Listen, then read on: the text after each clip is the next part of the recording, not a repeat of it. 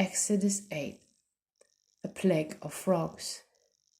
Then the Lord said to Moses, "Go to Pharaoh and say to him, 'This is what the Lord says. Let my people go, so that they may worship me. If you refuse to let them go, I will send a plague of frogs on your whole country. The Nile will teem with frogs. They will come up into your palace and your bedroom and onto your bed, into the houses of your officials and on your people, and into your ovens and kneading troughs. The frogs will come up on you and your people and all your officials." Then the Lord said to Moses, "Tell Aaron, stretch out your hand with your staff over the streams and canals and ponds and make frogs come up on the land of Egypt." So Aaron stretched out his hand over the waters of Egypt, and the frogs came up and covered the land.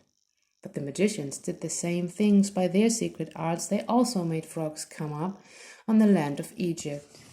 Pharaoh summoned Moses and Aaron and said, "Pray to the Lord to take the frogs away from me and my people, and I will let your people go to offer sacrifices to the Lord." Moses said to Pharaoh, "I leave to you the honor of setting the time for me to pray for you and your officials and your people, that you and your house may be rid of the frogs, except for those that remain in the Nile." "Tomorrow," Pharaoh said. Moses replied, "It will be as you say, so that you may know there is no one like the Lord our God. The frogs will leave you and your houses, your officials and your people. They will remain only in the Nile." After Moses and Aaron left Pharaoh, Moses cried out to the Lord about the frogs he had brought to Pharaoh. And the Lord did what Moses asked. The frogs died in the houses, in the country yards, and in the fields. They were piled into heaps, and the land reeked of them. But Pharaoh saw that there was relief. But when Pharaoh saw that there was relief, he hardened his heart and would not listen to Moses and Aaron, just as the Lord had said. The plague of gnats. Then the Lord said to Moses, "Tell Aaron, stretch out your staff and strike the dust of the ground, and throughout the land of Egypt the dust will become gnats." They did this, and when Aaron stretched out his hand with his staff and struck the dust of the ground, gnats came on people and animals. All the dust throughout the land of Egypt became gnats. But when the magicians tried to produce gnats by their secret arts, they could not. Since the gnats were on people and animals everywhere, the magicians said to Pharaoh, "This is the finger of God." But Pharaoh's heart was hard, and he would not listen, just as the Lord had said. The plague of flies. Then the Lord said to Moses, "Get up early in the morning and confront Pharaoh as he goes to the river, and say to him, 'This is what the Lord says, let my people go, so that they may worship me.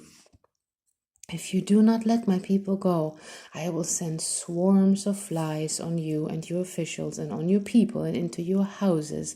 The houses of the Egyptians will be full of flies. Even the ground will be covered with them. But on that day I will deal differently with the land of Goshen, where my people live. No swarms of flies will be there, so that you will know that I, the Lord, am in this land. I will make a distinction between my people and your people. This sign will occur tomorrow." And the Lord did this. Dense swarms of flies poured into Pharaoh's palace and into the houses of his officials. Throughout Egypt, the land was ruined by the flies. Then Pharaoh summoned Moses and Aaron and said, "Go sacrifice to your God here in the land." But Moses said, "That would not be right. The sacrifices we offer the Lord our God would be detestable to the Egyptians. And if we offer sacrifices that are detestable in their eyes, will they not stone us? We must take a 3-day journey into the wilderness to offer sacrifices to the Lord our God as he commands us." Pharaoh said, "I will let you go to offer sacrifices to the Lord your God in the wilderness, but you must not go very far. Now pray for me." Moses answered, "As soon as I leave you, I will pray to the Lord, and tomorrow the flies will leave Pharaoh and his officials and his people. Only let Pharaoh be sure that he does not act deceitfully again by not letting the people go to offer sacrifices to the Lord." Then Moses left Pharaoh and prayed to the Lord, and the Lord did what Moses asked. The flies left Pharaoh and his officials and his people. Not a fly remained. But this time also Pharaoh hardened his heart and would not let the people go.